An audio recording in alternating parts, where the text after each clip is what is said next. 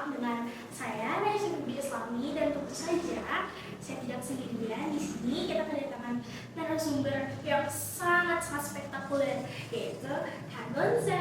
Hai everyone. Gak goyang ya, aman ya. Oke. Jadi Kak Gonza ini mahasiswa HI angkatan 22 ya? Ya. Angkatan 22, dan Kak Gonza juga salah satu mahasiswa yang menerima beasiswa IISMA. Betul. Pada 2024 kemarin. Oh, tepuk tangan dong. Oke, jadi tema kali ini adalah pembahasan mengenai feminisme pada masa kini dalam perspektif mahasiswa HI.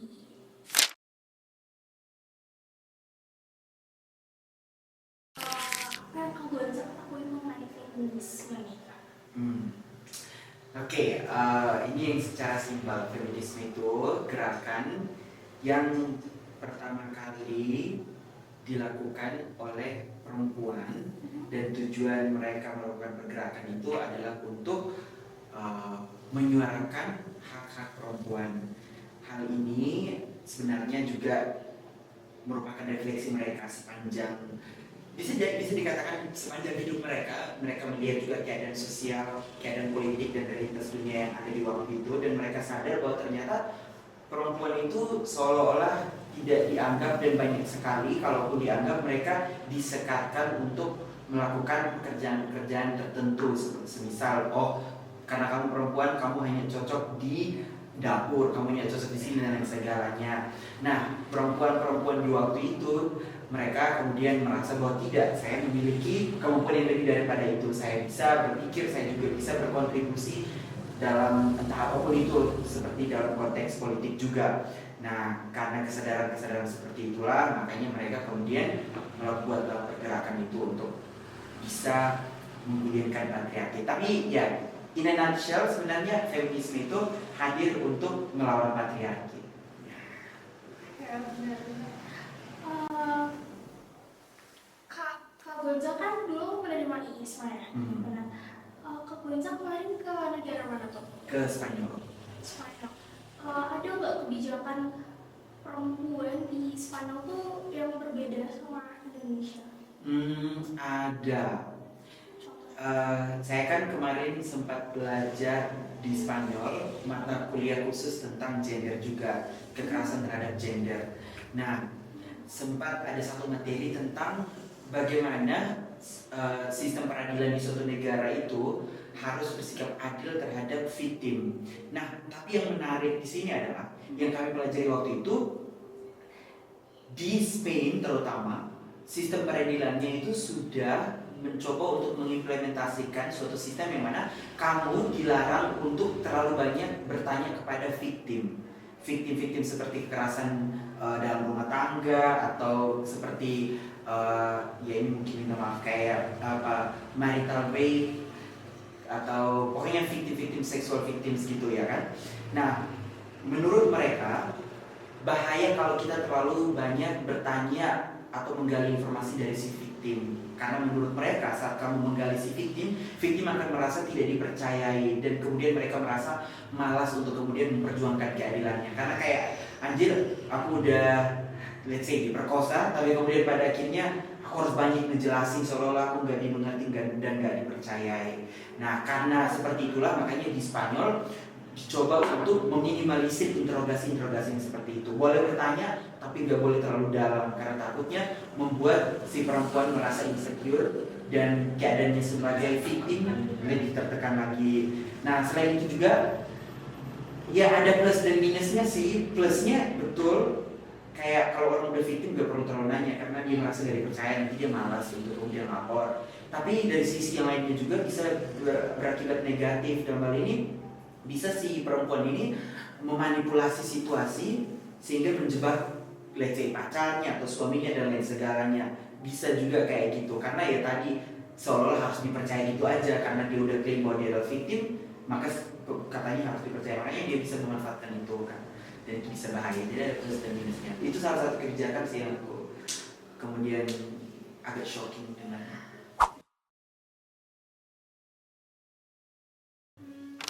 Mungkin Kak Me Too nggak? Oh, Me Too movement, tahu dikit, tahu dikit ya.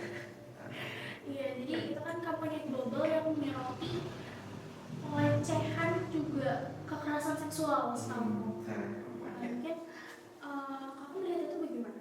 Nah, ini menarik sih. Aku sempat nonton salah satu politician terkenal dari British, namanya, aku nggak tahu spellingnya, tapi Anne Witchcock atau apa gitu ya, namanya gitu. Dia perempuan, wanita tua, umur 70-an, 80-an.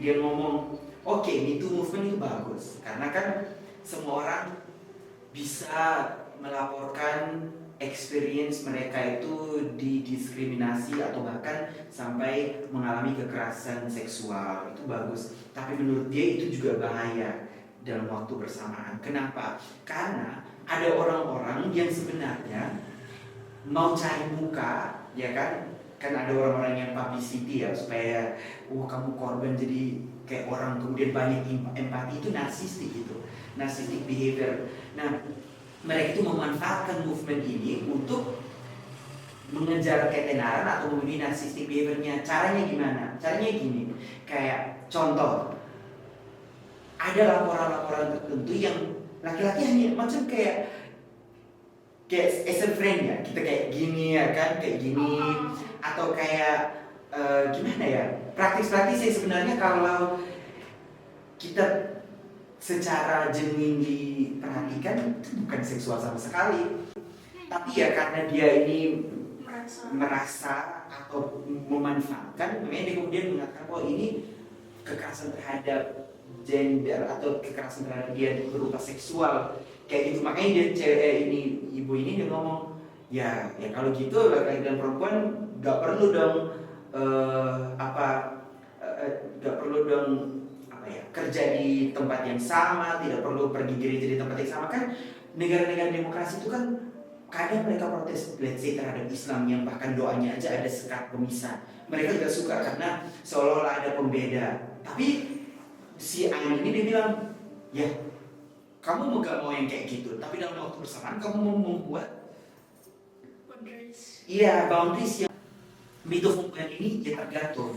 Ada baik dan positif, ada positif dan negatifnya. Positifnya ya yang merasa betul-betul mengalami bagus karena terfasilitasi, artinya atensi dunia bisa terarah ke mereka. Tapi dalam waktu bersamaan, orang-orang yang narsistik, orang-orang yang publicity, orang-orang yang hanya mau dapat ketenaran juga akan melakukan hal yang sama. Dan itu yang makanya menurut dia agak blur boundaries itu yang kayak gimana sebenarnya.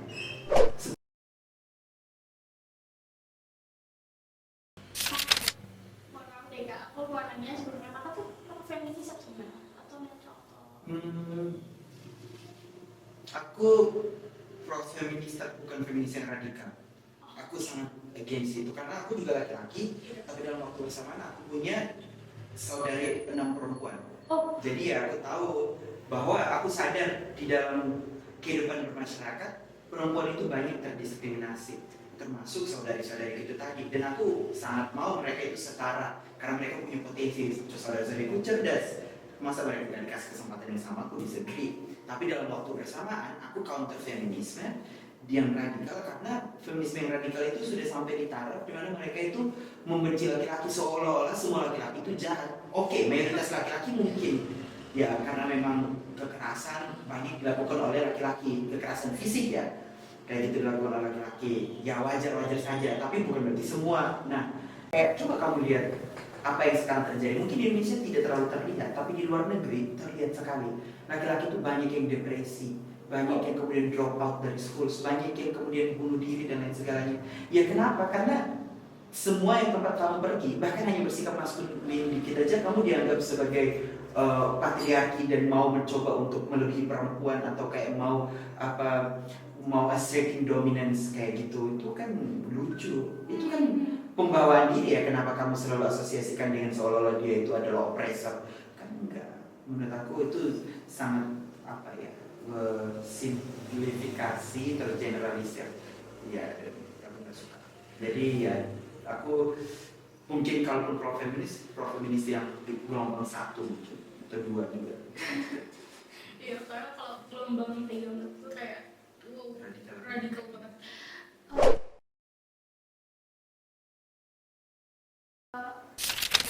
Mungkin terakhir sih kayaknya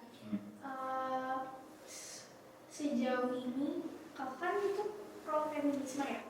Sejauh ini kakak tuh menurut feminisme itu seperti apa? Ya kayak tadi saya bilang, feminisme yang sekarang itu lumayan menakutkan. Karena saya mau pro feminisme kayak gimana pun, saya tidak bisa menghilangkan diri saya sebagai laki-laki juga. Karena melihat tren yang sekarang ini, sebagai laki-laki itu saya terancam. Bahkan berdasarkan pengalaman saya waktu di Spanyol, saya didiskriminasi gara-gara membela hak laki-laki juga, bahwa laki-laki itu juga mengalami kekerasan terhadap gender. Nah, lucunya dari kelas saya itu selama 16 kali pertemuan, semua modul-modulnya selalu bicara hanya tentang perempuan dan LGBT, gak pernah bicara tentang laki-laki sama sekali. Nah, saya protes, saya bilang kok bisa? Saya bilang saya juga laki-laki dan saya mengalami kekerasan terhadap gender. Dan ya saya ceritakan seperti apa kekerasan itu. Tapi ya itu lagi, kok nggak ada somehow satu modul yang bicara khusus tentang bagaimana laki-laki juga mengalami kekerasan itu. Nah, itu yang buat saya kemudian agak sedih dan merasa kayak wow, dunia sekarang udah kayak gini ya, kayak gitu. Dan radikal ya? Yes, radikal, dan menurut saya itu bahaya. Dan makanya saya merasa saya bukan feminisme dalam konteks yang sekarang. Saya feminisme dalam konteks yang menurut saya lebih balance bagi saya ya, yakni tetap memperjuangkan hak perempuan tapi dalam waktu bersamaan juga memperjuangkan hak laki-laki. Artinya supaya laki-laki bukan berarti dia harus dibawa kembali, enggak, tapi harus tetap benar sekarang. Iya, benar. Bicara tentang victim, semua orang victim, bukan hanya perempuan aja, laki-laki juga mengalami itu. Laki-laki mengalami pemerkosaan juga yang sama tidak pernah dibawa. Laki-laki juga mengalami kekerasan fisik dari perempuan sampai ada yang meninggal juga, tapi itu kan nggak ada dibawa. Nah, itu kemudian lucu. Atau saat bicara tentang, kami kan belajar di kekerasan terhadap gender tentang LGBT couples, kayak ini, kayak sesama cewek LGBT ya, lesbians. Nah, sorry, tapi ini adalah salah satu yang penting. Nah, ternyata si yang lesbian yang satu juga melakukan kekerasan. Nah, pertanyaannya, dia kan bukan laki-laki, tapi kok dia melakukan kekerasan? Ya berarti kekerasan itu bukan hanya secara eksklusif dilakukan laki-laki. Sebenarnya semua gender punya kapasitas melakukan kekerasan itu. Oleh karena itu saat bicara tentang kekerasan, jangan hanya mengatakan bahwa laki-laki yang selalu melakukannya. Kayak gitu, nggak bisa kayak gitu. Oke, mayoritas betul. Mayoritas di dunia laki-laki yang sebenarnya paling banyak melakukan kekerasan. Tapi bukan berarti perempuan bersih dari noda itu, enggak, sama juga. Nah, yang perlu kita lakukan adalah kita mengadvokasi buat keduanya. Kalau ada laki-laki yang victim, advokasilah buat dia biar dia kemudian mendapatkan keadilan. Kalaupun perempuan juga harus kita advokasikan untuk perempuan dapat keadilan itu. Nah, oh my god, ada speechless. Masih kayak oh my god, ternyata ya masa sekarang tuh memang harus lebih disuarakan juga ini ya, kesetaraan gender. Tapi bukan berarti hanya perempuan saja. Iya, betul. Tapi laki juga seperti itu. Aduh, terima kasih Kak Gonza. Wawasannya yang sangat luar biasa. Sekarang kan juga pernah belajar di luar negeri, jadi memang Kak Gonza tuh pasti akan melihat juga gitu loh. Iya, betul. Kebijakan mengobservasi juga, dan mungkin bisa membandingkan kebijakan di sana sama di Indonesia. Seperti itu. Oke, diskusi hari ini mengenai feminisme. Teman-teman, terima kasih banyak yang sudah menonton. Aku harap diskusi kali ini bersama Kak Gonza itu bisa membuka wawasan kalian, juga kalian juga dapat ilmu baru dari diplomasi talk kali ini. Terima kasih. Terima kasih banyak Kak Bunda. Siap, thank you juga. Senang benar. Oke, mungkin ditutup ya. Ya. Oke, ditutup. Terima kasih. Sampai jumpa kembali di Diplomasi Talk. Goodbye. Bye bye.